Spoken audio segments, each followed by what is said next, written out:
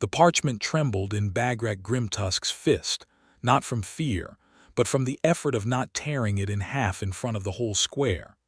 "I will not put my mark to this," she said, and her voice rolled over the crowd of Hollow Ford like distant thunder over dry hills. "Not while his name is missing from the line." 300 eyes turned to follow the direction of her tusked jaw, past the raised dais where Magistrate Lord Cassius Vale sat in his black wool coat, past the nervous guards with their hands drifting toward sword hilts, to where a broad-shouldered man stood at the edge of the crowd, with soot still ground into the creases of his knuckles. Reuben Easton froze like a deer that had just heard the snap of a branch. "Widow Grimtusk," Vale said, his voice pitched for the crowd, smooth as a river stone, "the council's grant names you and only you. That is the honor extended to a fallen war chief's widow under the peace accord. I would not muddy so generous a gift with the name of a common smith." "Then take your gift back," Bagrak said, and she set the parchment down on the small table before her with a deliberate, final motion, as though laying down a blade she had decided not to use. "I have buried a husband who died trying to end this border's bleeding. I will not build my home on land that erases the one man in this town who did not spit at my boots when I walked through his gate." A murmur went through the crowd, uneasy, curious. Somewhere near the back, a woman's voice, sharp with old fear, muttered something about orc tricks and land theft, but it was swallowed by the greater silence, the silence of people who had lived through the raid 3 months past and had not forgotten the smell of smoke, and who now watched a 7-foot orc woman in fitted, battle-worn leathers stare down the most powerful man on the border without so much as a flicker in her golden eyes. She was, Reuben thought, the most striking thing he had ever seen in his life, and he had thought that the first time he saw her too, 3 weeks before this very square had filled with witnesses to her fury. It had begun at the river, in gray morning light, with a knife at her throat and his hammer in his hand. He had gone down to check his weir before the forge fires needed tending, the same as he did every dawn since the raid had cracked the smithy roof and swallowed half his coal stores in flame. Fishing kept his belly full, while he saved for new bellows leather. He had not expected to find 3 of the town militia, drink still sour on their breath from the night before, cornering a lone orc woman against the willow roots with blades bared. "Filth doesn't fish these waters," one of them had been saying, a wiry man named Cobb whom Reuben had never much liked. "Clear off or we'll clear you off." She had not run. She had not even reached for the axe strapped across her back, though Reuben had no doubt she could have gutted all 3 of them before their blades cleared their scabbards. She simply stood, chin lifted, in leathers cut close to a figure built for war and hardship both, dark green skin catching the pale morning light, tusks small and neat against a strong jaw, black hair bound back in a single thick braid that fell past her shoulder. She looked at the 3 drunk men the way a wolf looks at yapping dogs, patient, faintly bored, waiting to see if they would truly be foolish enough. Reuben had not thought about it. He had simply walked down the bank with his fishing hammer, the one he used to knock stubborn hooks loose from driftwood, and said, in a voice steadier than he felt, "That's enough." Cobb had turned on him first, sneering. "Mind your business, Smith. This isn't yours. This river's mine to fish same as anyone's," Reuben had said, "and I don't recall anyone giving you leave to threaten a woman on my bank with steel." "Woman," Cobb had spat, like the word itself was an insult when paired with her. "That's an orc, Easton. You want to defend orc kind now." "I want to defend a person standing alone against 3 of you," Reuben had said, and stepped between them, hammer loose but ready in his hand, closer to her than to the men he was speaking to, close enough that he could feel the warmth radiating from her, close enough to smell leather and river water and something like wood smoke that he would later learn was simply the scent of her skin. "Go home, sleep it off. Nobody needs to bleed over a fishing hole." There had been a long, ugly moment where he thought they might not listen, where his heart hammered louder than the blood in his ears, but then Cobb had laughed, humorless, and muttered something about the smith losing his wits, and the three of them had slouched off up the bank, throwing glances back over their shoulders. Only then had she looked at him properly. Up close she was even more overwhelming, a full head taller than him, shoulders that could have hauled a plow alone, and eyes the color of old amber, sharp with intelligence and something wary that had not yet decided what to make of him. "You did not have to do that," she had said. "No," he'd agreed. "Didn't have to, wanted to." Why? He remembered how the question had landed, simple and direct, no flattery expected in the answer. Because it was wrong what they were doing. That's reason enough where I come from. She had studied him for a long moment, the kind of look that seemed to weigh a man's bones, and then she had said with the faintest curl at the corner of her mouth, "Where I come from, that is reason enough too." It is only rare to find it, this close to a battlefield still smoking. He had given her half his morning catch, wrapped in oiled cloth, because she looked like she had not eaten a proper meal in days, and she had taken it with a kind of careful dignity, as if unused to kindness that did not come with a price attached. That had been the beginning, though neither of them had called it that at the time. Now, standing in the square with the whole town watching, Reuben understood at last what she had been doing these 3 weeks since. When she had come by his ruined forge with river stones for his hearth bed, or shared a fire with him on the nights she scouted the borderland for a place to settle, or argued with him about the proper way to smoke a trout until they were both laughing loud enough to wake the crows. She had been deciding, in her own slow and careful way, whether he was a man worth trusting with more than fish and firelight. And now she had decided, in front of the entire town, in front of Magistrate Vale himself, that he was worth more than the land she had walked 300 miles to claim. "Widow Grimtusk," Vale said again, and this time there was steel beneath the silk, "you understand what you are refusing. This grant is the only sanctioned settlement offered to any orc within 100 miles of the border. Without it, you are trespassing on crown land the moment the sun sets. I would think carefully before you throw such a gift back in the council's face over a smith's pride." "It is not his pride I am protecting," Bagrak said. "It is his right. That river runs through the parcel your council drew on this map." She struck the parchment with one blunt-tipped finger, precise despite its size. "His weir has fed him since the raid burned his forge to cinders. If I take this land as it is written, your law says I may tear out his nets and drive him off the water that has kept him alive, and no court in this valley would call it theft, because the paper would say the land is mine alone. I will not be made a thief of a good man's bread, magistrate.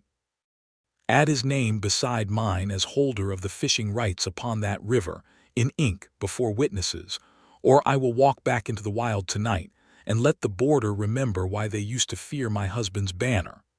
The square went utterly silent. Somewhere a hen clucked in someone's yard, absurdly loud in the stillness. Reuben felt every eye in Hollowford swing back toward him again, and this time he did not flinch from it.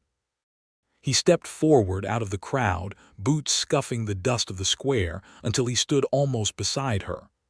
"I never asked her to do this," he said, to Vale, to the town, to whoever was listening. "But I'll not pretend I don't want my name on that line. That river's the only thing standing between me and starving through the winter. If the widow's willing to speak for a stranger's rights before her own comfort, then I'd be a fool and a coward to stand here silent and let her fight alone." Vale's jaw tightened. He glanced at the guard captain, Sir Holt, a weathered man who had fought in the border wars himself and who, Reuben noted, did not meet the magistrate's eyes but instead looked toward Bagrak with something that might have been respect. Vale looked back at the crowd, at the way they were watching him now, weighing him against a widow who had just shown more honor over a fisherman's nets than the council's whole flowery proclamation had shown in an hour of speeches, and Reuben saw the calculation pass behind the magistrate's eyes. To refuse now, in front of witnesses, would look exactly like what it was. "Very well," Vale said at last, each word bitten off clean. "Let it be recorded. Reuben Easton, holder of fishing rights upon the parcel, granted this day to the widow Grimtusk." his claim inseparable from hers so long as both shall live upon that land. He snapped his fingers at the clerk beside him, a thin, ink-stained man who scrambled to add the line, hands shaking slightly under the weight of the moment. "There. Are you satisfied, widow?"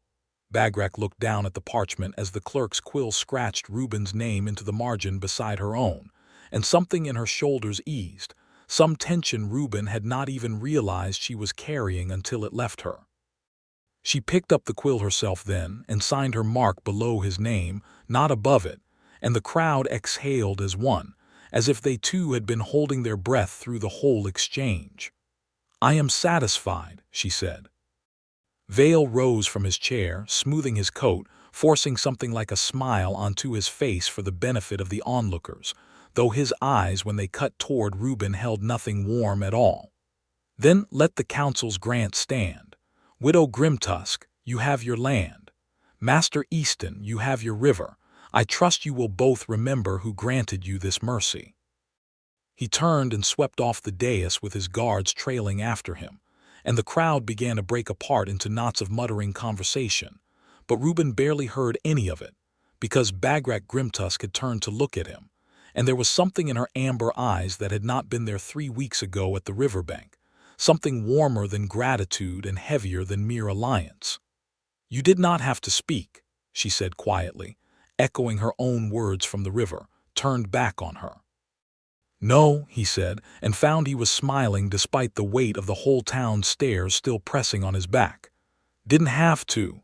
Wanted to." Her mouth curved, slow and genuine, tusks showing just slightly, and it was the first time he had seen her smile fully, and he thought, with a lurch somewhere beneath his ribs, that he would gladly stand in 100 hostile squares just to see it again. The land the council granted her lay 2 miles upriver from the town proper, a stretch of overgrown pasture and burnt fence line that had belonged, before the raid, to a farming family who had fled inland and never returned. A single stone chimney still stood among the weeds, the rest of the farmhouse collapsed into charred timber, and it was there, among the ruins of someone else's abandoned life, that Bagrak Grimtusk began to build her own. Reuben came the first morning with a cart of salvaged nails and hinges from his forge stores, telling himself it was only neighborly, only what any decent man would do for a widow starting from nothing. He told himself the same thing the second morning, and the third, until by the second week there was no more pretending that he came only out of decency, because decency did not explain the way his chest tightened with something like joy every time he saw her standing in the ruined dooryard, sleeves rolled to her elbows, war axe biting cleanly through logs that would have taken him 3 strikes apiece. "You are staring again, Smith," she said one afternoon, not turning from the woodpile, though he could hear the amusement threaded through her words. "Man can admire good work," Reuben said, setting down the hinge he'd been fitting to the new door frame. "Is that what you call it?" She swung the axe again, splitting a round of oak clean in 2, and set the halves aside before finally turning to look at him, wiping sweat from her brow with the back of one broad hand. She wore the same fitted leather she had worn at the river, the same she had worn before the whole town at the land grant ceremony. Dark hide lay snug at the waist and across her chest, worn soft with years of hard use, a garment made for a woman who needed to move fast and strike hard, and yet it did nothing to hide the strength and shape of her, the kind of figure that made Reuben forget, more often than he would admit, exactly what task his hands were meant to be doing. "I call it good sense," he said. "Man who doesn't look at something fine standing in front of him is a fool." She laughed at that, a low, rich sound that seemed to startle even her, as if she had not expected to find such easy humor this far from her old clan fires. "You are either very brave or very stupid, flirting with an orc widow twice your size."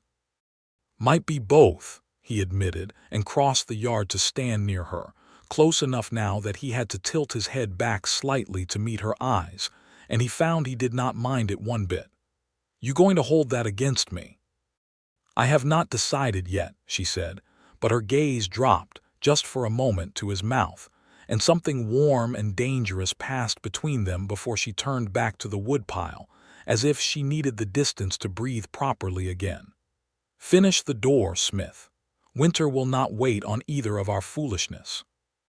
They worked through the autumn like that, side by side, her strength doing in an hour what would have taken him a full day alone, his skill mending what her strength could not, hinges and hearth irons and a proper iron latch for the door, until the old chimney had a real cabin rising around it, small and sturdy, built from salvaged stone and new-cut timber.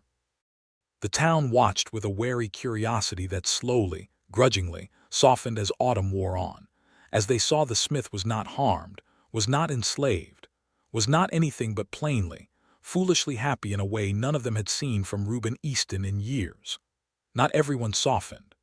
Cobb and his militia friends still muttered when Bagrak came into town to trade fish and mended tools for grain and lamp oil, and one crisp morning in late autumn, their muttering turned to something uglier.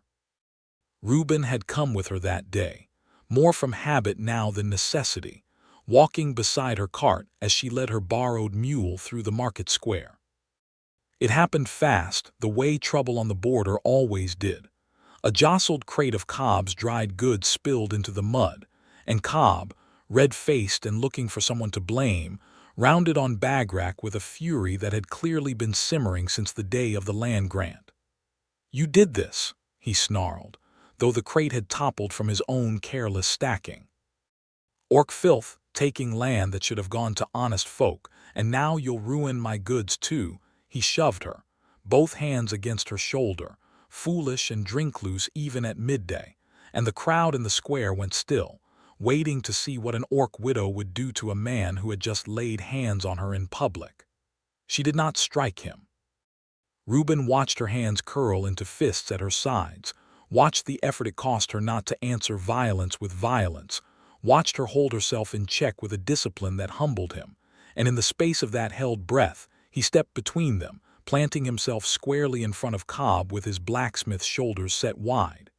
"Touch her again," Reuben said, low and even, "and it'll be the last thing you do with that hand. You'd bleed for her." Cobb spat, incredulous, glancing around at the gathering crowd as if for support that did not come. "A smith bleeding for an orc. I'd bleed for anyone you tried to hurt in front of me," Reuben said. "Doesn't matter what she is.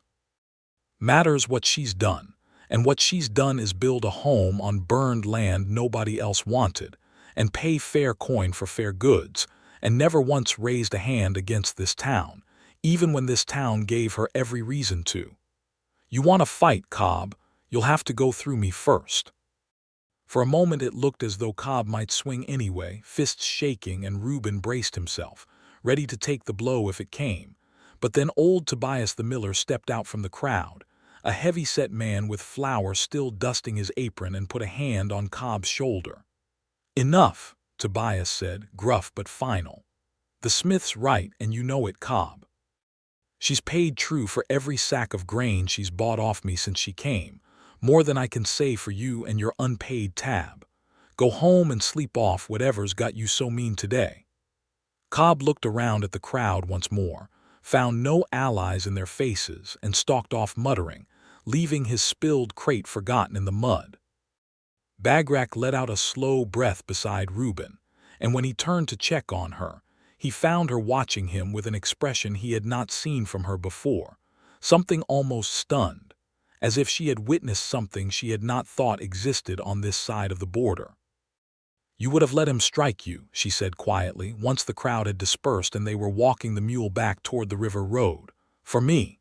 Wouldn't have let it come to that if I could help it," he admitted, "but yes, would have taken it if that's what it took to keep him off you." "Why?" she asked again, the same question from the riverbank, but her voice had changed since then, had lost its wary edge and gained something rougher. Reuben stopped walking. The mule plodded a few more steps before realizing it had lost its handlers and stopping too, blinking placidly at the roadside grass. "Because somewhere in these last weeks," Reuben said, and his heart was hammering so loud he was certain she could hear it, "you stopped being a stranger I was helping and started being someone I couldn't imagine my days without. I don't rightly know when it happened. Might have been the first time you laughed at one of my bad jokes. Might have been the day you fought that whole crowd down without lifting a single weapon, just your own dignity and a piece of parchment. I only know it happened, and I'm not sorry for it, whatever it costs me." Bagrak was quiet for a long moment, studying him with those amber eyes, and when she finally spoke, her voice had dropped low, rough at the edges. "Among my people, Reuben Easton, a warrior does not speak such words lightly. To care for another so openly, to risk blood for them before the whole world watching, that is the beginning of a claiming whether the words are said or not. Do you understand what you're saying to me?" "I think I do," he said, though his pulse was racing at the word claiming, at the low heat in her voice when she said it. "I think I've understood it for a while now, and I've been too much a coward to say it plain."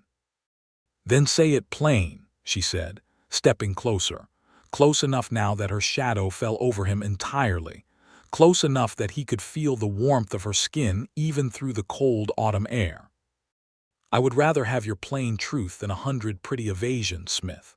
"I want you," Reuben said, the words tumbling out before he could second-guess them, "more than I've wanted anything in my life. I want to wake up knowing you're 2 miles up the river safe, and I want to be the reason you're safe, and I want—" He stopped, breathless, and finished simply, "I want you to choose me the way you chose to fight for my name in that square. I don't have much to offer you, Bagrak.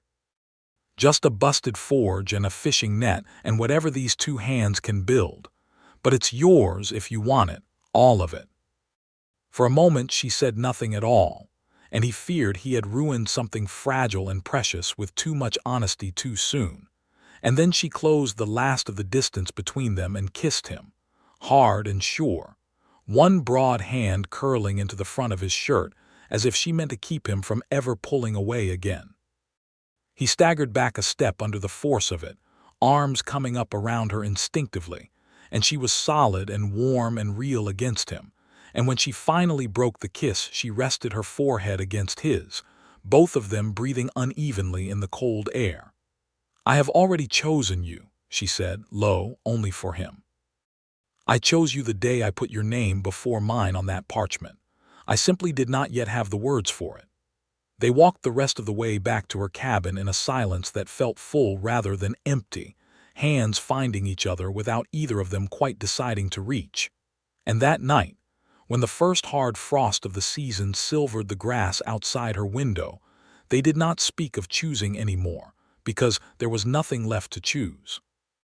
There was only the warmth of the hearth he had built for her, and the low words she murmured against his skin in the dark, words in her own tongue that he did not fully understand but felt in his bones anyway, promises that sounded like they had been waiting a long time to be spoken. Winter came hard and early that year, the kind of cold that cracked river ice and turned the border roads to frozen ruts, and it was in the deep of that winter, 3 months after the land grant ceremony, that the peace along the border began to fray again. Word came first from a trapper passing through Hollow Ford, half-frozen and wild-eyed, telling of raiders in the high passes, remnants of the old war bands who had refused the peace terms, striking isolated farms and vanishing back into the mountains before any militia could muster. The town grew tense again, old fears resurfacing, and more than a few eyes turned toward Bagrak's homestead with renewed suspicion, as if her presence alone might draw the raiders down from the passes. Reuben spent those weeks splitting his time between the forge, finally rebuilt enough to take real commissions again, and the cabin upriver, unwilling to leave Bagrak alone on an exposed stretch of land while raiders roamed the borderland. She, for her part, found his worry equal parts endearing and exasperating. "I fought in wars before you were old enough to swing a hammer, Reuben Easton," she told him one evening, sharpening her axe by the hearth while he mended a horseshoe he'd been asked to reforge for the miller. "I do not need guarding." "Didn't say you needed it," he replied. "Said I wanted to be here. Different thing entirely." She glanced up at him, firelight catching the planes of her face, and something in her expression softened, the way it always did now when he said things like that, plain and unadorned and utterly sincere. "You are a strange man," she said. Most humans on this border would rather see my kind driven back over the mountains than share a hearth with one. Most humans on this border haven't had the sense to know a good thing when it's sitting right in front of them, he said, and she laughed, low and warm, and set aside her axe long enough to cross the small cabin and settle beside him on the bench, her weight against his shoulder solid and comforting. It was 2 nights later that the raiders came close enough to matter. Reuben woke to Bagrak already on her feet, axe in hand, head tilted toward the window, every line of her body gone taut and alert. "Horses," she said quietly. "Not our mule, more than one coming fast, no lantern." He was up in an instant, pulling on his boots, reaching for the hammer he kept by the door out of old habit from his forge days, though it felt woefully inadequate against whatever might be riding hard through the dark toward their cabin. Bagrak moved to the window, peering out through the gap in the shutter, and her shoulders relaxed fractionally. "Not raiders," she said. "2 riders only, and one of them rides like a fool who has never sat a horse in his life." She opened the door before Reuben could stop her, stepping out into the frostbitten yard with her axe held loose and ready, and he followed close behind, hammer in hand, his heart still hammering from the sudden waking. The riders resolved into Sir Holt, the guard captain, and a younger militiaman Reuben vaguely recognized, both of them breathing hard, their horses lathered despite the cold. "Widow Grimtusk," Holt called, reining up at the edge of the yard, careful to keep his hands visible and away from his sword hilt, a courtesy Reuben noted with some surprise. "Forgive the hour. There's raiders moved down through Thistle Pass, no more than 3 miles from here, 6 or 7 riders by the scouts' count. They hit the Ander farmstead an hour past. We're riding to warn the outlying homesteads before they reach the river road." "You came to warn me," Bagrak said, and there was something careful in her voice, testing the words. "Magistrate's orders were to warn the town first and let the border folk fend for themselves," Holt admitted, glancing briefly toward the dark road behind him, as if checking that no one had followed to hear him say it. "I came anyway. You've done more for this valley in 3 months than that man's done in 3 years, and I'll not have your death on my conscience for the sake of following his letter over his spirit. Gather what you can carry. We ride back to the town walls within the hour, all of us together." Reuben felt a swell of something fierce and grateful toward the guard captain in that moment, and beside him, Bagrak inclined her head in a gesture that looked almost like the salute of one warrior to another. "Thank you, Sir Holt. We will not be far behind you." They packed quickly, practically, Bagrak moving with the calm efficiency of a woman who had broken camp under threat more times than she could count, while Reuben gathered what tools and provisions he could sling across the mule's back. It was as they were tightening the last strap that the sound reached them, distant but unmistakable, the drumming of many hooves on frozen ground, closer than 3 miles now, closer than they had any right to be. "They found the road faster than the scout thought," Bagrak said grimly, already reaching for her axe. "Reuben, take the mule and ride for the town. I will hold them here long enough for you to reach the walls."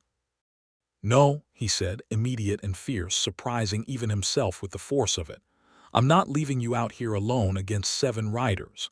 "You have a hammer," she said, not unkindly but with brutal honesty. "I have a lifetime of war behind this axe. This is not a fight for you, Reuben. Please ride." "Then we ride together or we don't ride at all," he said, closing the distance to catch her free hand in his. "I meant what I said in the square that day. Your fight is my fight now. I won't run and leave you to face this alone, not when I could stand beside you instead." Her jaw tightened, torn between the warrior's instinct to protect and something else entirely, something that had grown between them over the long autumn months, and in the end it was not argument that decided it, but the sound of hoofbeats crashing onto the river road itself, far too close now for any more debate. "Behind me," she snapped, shoving him toward the cabin's stone wall with surprising gentleness given the urgency in her voice.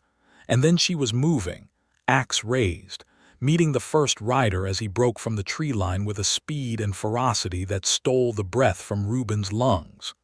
It was over faster than he expected, though it did not feel fast while it was happening. The raiders, it turned out, were not 7 disciplined warriors but a ragged handful of deserters and opportunists, drawn by rumors of an undefended homestead on the border, and they had not counted on finding a war chief's widow waiting for them with 3 months of banked fury and a lifetime of battle behind her strikes. Bagrak moved like something out of an old saga, axe flashing in the moonlight, driving back rider after rider with blows that cracked shields and sent horses screaming sideways. And Reuben, for his part, did not stand idle behind her. When one rider broke past her guard, angling toward the cabin and the mule, Reuben met him with a hammer, swinging hard into the horse's flank to spook it sideways, then following with a blow to the rider's arm that sent his blade spinning into the frost, disarming him just long enough for Bagrak to finish the skirmish with a single decisive strike that sent the last of the raiders fleeing back up the pass in disarray.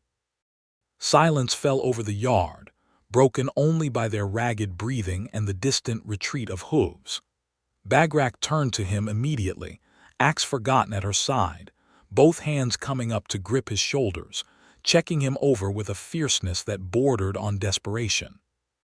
"You are hurt," she said, finding a shallow cut along his forearm where a blade had grazed him in the chaos. "Barely a scratch," he said, though his voice shook slightly with the aftermath of it all. "You're the one who just fought off 6 men alone." "Not alone," she said, and pulled him against her chest with such sudden force that he lost his breath entirely, her arms wrapping around him like she meant to shield him from the whole cold night with her own body. "Never alone. Not since you stepped between me and 3 drunk fools at that river. I thought I had lost everything worth keeping when Dramak died. I did not expect to find it again out here, on burned land, in the arms of a smith with soot forever under his nails." "Guess we found each other, then," Reuben murmured into her shoulder, and felt her laugh, shaky and relieved, against him. It was that night, huddled together beneath a shared blanket while they waited out the last hours of darkness before riding to the safety of the town walls, that she told him the words that would come to mean more to him than any vow spoken before a council or a crowd. "I did not think I would love again," she whispered against his ear, her voice barely more than breath in the darkness, raw in a way he had never heard from her before. "Dramak's death took something from me I thought was gone forever. But you, Reuben Easton, you have given it back to me, piece by stubborn piece, until I hardly recognized the woman I was before you pulled a knife from my throat with nothing but a fishing hammer and a fool's courage. I love you. I do not say it lightly, and I will not unsay it once it is spoken." "I love you too," he said, and the words felt like the truest thing he had ever spoken, truer than any oath, and he felt her arms tighten around him in the dark. And for a long while neither of them said anything more because nothing more needed saying. The raider skirmish, once reported to the town, did what months of slow trust building had not fully accomplished. It turned the tide of Hollow Ford's opinion decisively in Bagrak's favor. Sir Holt gave a full account before the town assembly, praising her skill and her courage in defending not just her own homestead, but, by extension, the river road that led to the town itself. Even Cobb, grudgingly, admitted that he owed the widow his thanks, since the raiders' turn back had been riding, by all accounts, toward the very market square where his goods were stored. Magistrate Vale, watching his carefully cultivated narrative of orc menace crumble beneath the weight of a genuine act of heroism, grew colder and more calculating in the weeks that followed. Reuben noticed it first in small things: increased patrols along the river road that seemed designed less to protect the homestead than to watch it, a clerk sent to review the terms of the land grant who asked pointed questions about the exact nature of the relationship between the widow and the smith, a subtle but unmistakable tightening of scrutiny around the life they had built together. It was Sir Holt, again proving himself an unlikely ally, who brought the warning that changed everything. He came alone, on foot rather than horseback, slipping up the river road at dusk in early spring, nearly 6 months after the land grant ceremony, his face grim in the fading light. "There's a clause in the original peace accord," Holt said, once Reuben had ushered him inside and Bagrak had set aside the mending she'd been working at by the fire. "Buried deep in the language, easy to miss unless you're looking for it, or unless someone points you toward it on purpose. Land grants issued to widowed clan leaders under the accord are conditioned on the recipient remaining unbonded." The reasoning, as it's written, was to prevent Orc clans from using marriage alliances to consolidate scattered land grants back into larger territories that might one day threaten the border again. Bagrak went very still. "And if the widow bonds with another?" "The grant is forfeit," Holt said heavily. "Immediately and without appeal. The land reverts to Crown control, meaning Vale's control, since he administers all reverted parcels along this stretch of the border." He hesitated, then added, quieter, "Vale knows about the two of you. He's known for weeks. I think he's been waiting, hoping you'd give him cause. If he can prove you've bonded, formally or otherwise, he takes the land, and likely has grounds to have you both brought before a magistrate's tribunal for violating the accord's terms. That's not a fine and a warning, Widow Grimtusk. That could mean banishment for you. Worse, if he wants to make an example." The fire crackled in the silence that followed. Reuben felt something cold settle in his stomach, the shape of a trap he had not seen closing around them until this very moment. "We have not performed any formal bonding," Bagrak said slowly. "No claiming right, no exchange of the marks. By the letter of your law, we are not bonded." "By the letter, no," Holt agreed. "But Vale doesn't need the letter, Widow Grimtusk. He needs a witness and enough political will to call whatever he sees close enough. Be careful. That's all I came to say. Be careful, and if you can, be discreet, until I can find some way to bring this to the High Border Council's attention instead of leaving it in Vale's hands alone." After Holt had gone, slipping back into the dusk as quietly as he'd come, Reuben and Bagrak sat together by the fire for a long while without speaking, the weight of the guard captain's warning pressing down on the small cabin like a held breath. "I will not give you up," Bagrak said finally, fierce and low. "Not for land, not for law, not for anything Vale can threaten us with. I won't ask you to choose between me and your home," Reuben said, though his chest ached at the thought of any world where he might lose her. "We'll be careful. We'll wait if we have to. Holt's trying to help us. Maybe the council above Vale will see reason once they know what he's really doing here." But careful, they would learn, was a harder thing to manage than either of them anticipated, when love had already rooted itself so deep that pretending otherwise felt like trying to hold back a river with cupped hands. It happened on a warm night in early summer, nearly 2 months after Holt's warning, when the danger had begun to feel distant enough to relax against, the way danger always does once enough uneventful days have passed. Bagrak had shown him, that evening, a custom of her people that she had not spoken of before, a claiming right, simple and private, meant to be shared only between two who had chosen each other beyond any doubt. It required no priest, no witness beyond the two involved, only a small blade, a shared cut across the palm, and the joining of hands so the blood mingled, sealed after with a whispered vow in the old Orcish tongue. It left no permanent mark beyond a thin pale scar, easily hidden, easily explained away as forge work or old injury. She had been careful, she told him, to choose a rite that would leave no obvious sign for Vale's watchers to seize upon.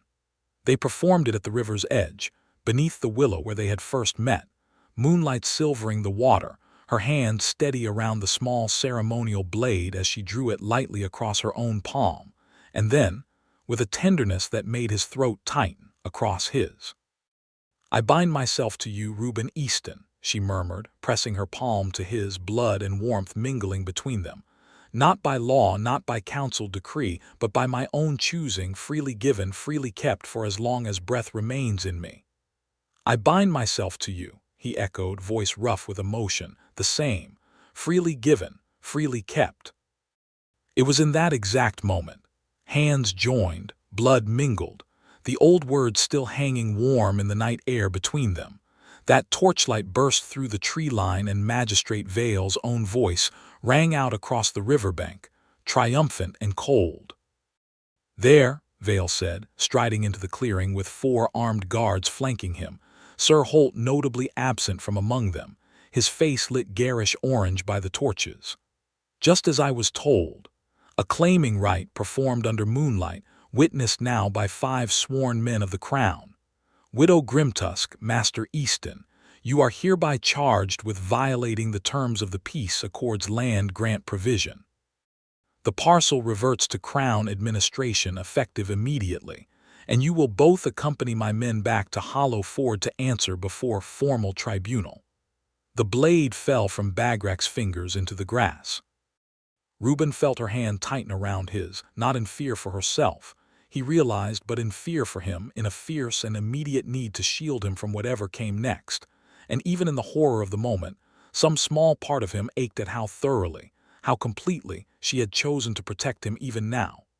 "You had us watched," Bagrak said, her voice dangerously quiet. "I had you watched from the day you humiliated me in that square," Vale said, not bothering to deny it. "I knew it would only be a matter of time before your foolish hearts got the better of your good sense. Guards, take them." The guards moved forward, and for one terrible heartbeat Reuben thought Bagrak might fight, might unleash the same fury that had driven off 6 raiders alone months before, and he understood with sudden clarity that if she did, it would end in bloodshed that neither of them could walk away from clean. He caught her wrist before she could reach for the fallen blade. "Don't," he said quietly. "Not like this. Not with steel. Let them take us. We'll answer this before the tribunal, in the light, with words, and we'll make certain the whole valley hears exactly what kind of man Vale really is." She looked at him for a long moment, torn between instinct and trust, and then, slowly, deliberately, she let her hand fall open, empty, and allowed the guards to bind her wrists, though the look she gave Vale as they did so could have curdled milk at 20 paces. They were marched back to Hollow Ford under torchlight, the whole town roused by the commotion, spilling out of their homes and the tavern to watch the spectacle of the widow and the smith led through the square in chains, and Reuben felt the old familiar weight of 100 staring eyes, except this time it was worse, because this time the stakes were everything. The tribunal was set for dawn the next day, hastily assembled in the square before the same dais where Bagrak had once refused the land grant, and word had clearly spread through the night, because by the time the sun crested the eastern hills, the square was packed tighter than Reuben had ever seen it. Every soul in Hollow Ford and half the outlying farms crowded in to witness what would happen to the Orc widow and her smith. Vale presided from the dais, flanked by 2 junior magistrates summoned from a neighboring district to lend the proceedings an air of legitimacy, and he wasted no time laying out his case. The claiming right witnessed, the terms of the accord violated, the land grant forfeit, and beyond that, a charge of deception against the Crown itself for concealing a bond that should have been declared. He painted Bagrak, with practiced cruelty, as a manipulator who had used a simple smith's affections to secure land under false pretenses, and Reuben as a foolish dupe too, blinded by lust to see he'd been used. Reuben, standing bound beside Bagrak before the crowd, felt fury building in his chest at the twisting of everything true between them into something so ugly, and it was Bagrak, remarkably calm despite the chains at her wrists, who spoke first when Vale finally paused for breath. "May I speak, magistrate?" she said, "or does your tribunal only permit accusation and not defense?" Vale's mouth thinned, but with the crowd watching and the 2 visiting magistrates flanking him, he could hardly refuse without looking exactly as tyrannical as he was. "Speak, widow, briefly." "I did not use this man," Bagrak said, turning slightly so her voice carried to the crowd as much as the dais. "I fell in love with him at a riverbank, 3 days after I arrived in this valley with nothing but my husband's axe and a widow's grief. I fell in love with him because he stood between me and 3 drunk men with nothing but a fishing hammer, because he shared his bread with a stranger the whole town had already decided to hate, because he stood in this very square and demanded his own name be added to my grant, at cost to himself, simply because it was right. If that is deception, magistrate, then I confess to it freely. I deceived no one. I only loved a man this town was too foolish to see clearly until I showed them how. A murmur ran through the crowd, and Reuben saw more than a few faces soften, remembering the raider skirmish, remembering the market square, remembering months of small kindnesses that had slowly rewritten what they believed possible between an orc and a human on this hard border. Touching, Vale said, though his voice had lost some of its earlier confidence. But sentiment does not override law. The accord's terms are explicit. The land is forfeit, and I am within my rights to see both of you removed from this valley by nightfall. Are you within your rights, magistrate? A new voice cut in, carrying easily over the square, to have inserted that clause yourself, without the sanction of the High Border Council, 6 weeks after the original accord was already ratified and sealed. Every head turned. Sir Holt stood at the edge of the crowd, and beside him, unexpectedly, an older woman in traveling clothes bearing the seal of the High Border Council on her cloak clasp, flanked by 2 council guards. Reuben felt hope leap fierce and sudden in his chest. "Councillor Fenn," Vale said, and for the first time real alarm cracked through his composure. "This is a local matter, well within my jurisdiction as magistrate of this district. This is a matter of forged accord language, Lord Vale," the woman said, striding forward with the easy authority of someone accustomed to being obeyed, "which is very much the business of the council that actually drafted and sealed the original document.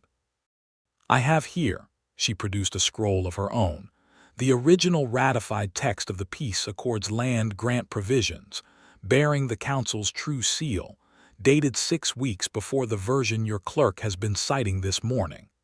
There is no unbonded clause in the original text, Lord Vale.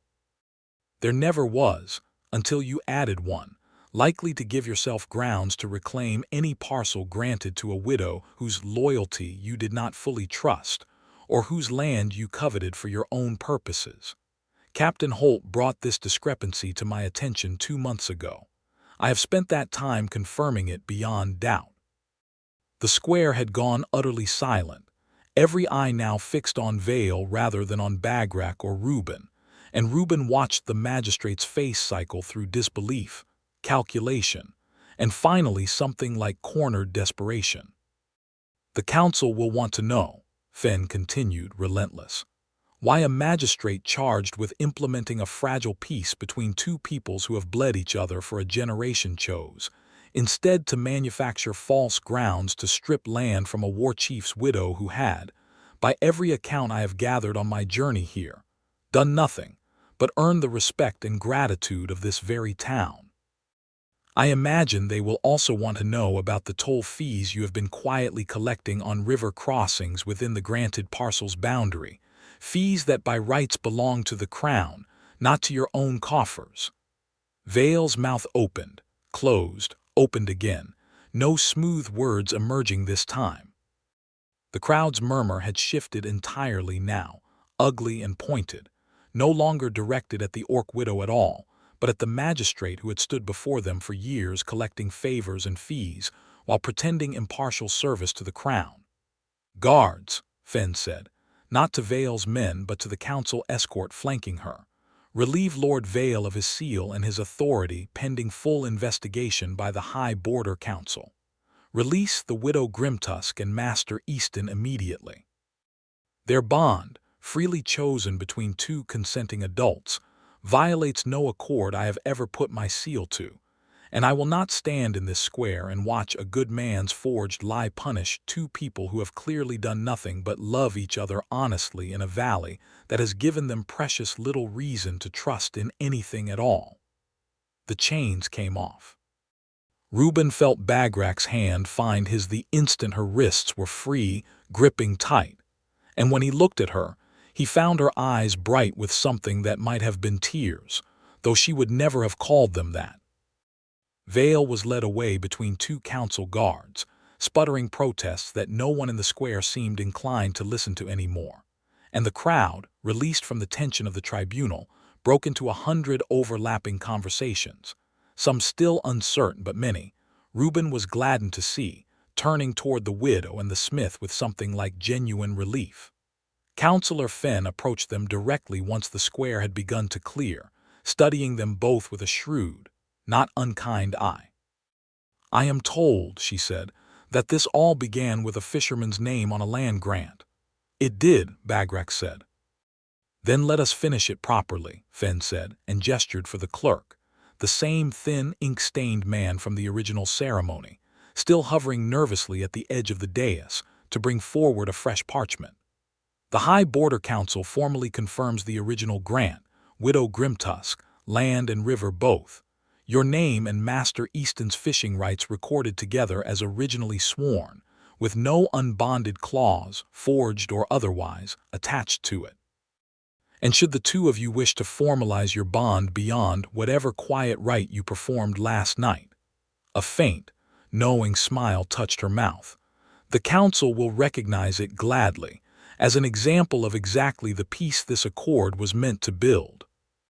Bagrak looked at Reuben, and he saw in her face the same question he felt rising in his own chest, though neither of them needed to ask it aloud, because the answer had already been chosen weeks ago, months ago, the very first morning she had taken half a fish wrapped in oiled cloth from a stranger's hands at a riverbank, and decided, in her own careful way, that he was worth trusting.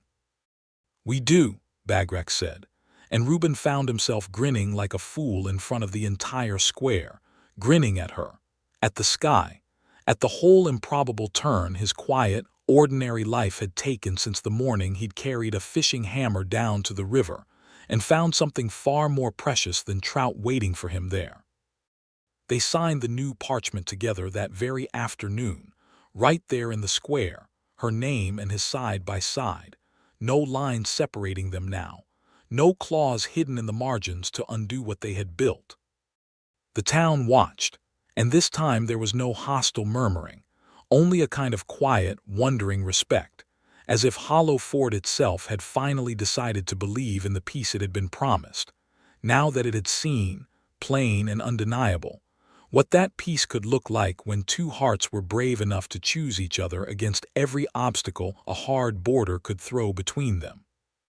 That evening, back at the cabin by the river, with the council's confirmed grant rolled safe in a leather tube above the mantel, and the sun setting gold over water that had once nearly seen them torn apart, Bagrak pulled Reuben close beneath the same willow where they had first performed their quiet, defiant rite, and pressed her palm, scarred now with the thin, pale line of their bonding, against his. "No more hiding," she said, low and fierce and utterly certain. "No more careful. I choose you, Reuben Easton, in the light, before every soul on this border who cares to look." "I choose you too," he said, and meant it with everything he had, now and every day after, for as long as you'll have me. "Forever, then," she murmured against his mouth, and kissed him there beneath the willow, unhurried and sure, while the river ran on beside them, carrying away the last of the winter's cold and the last of anyone's doubt that an orc widow and a border smith could build something strong enough to last.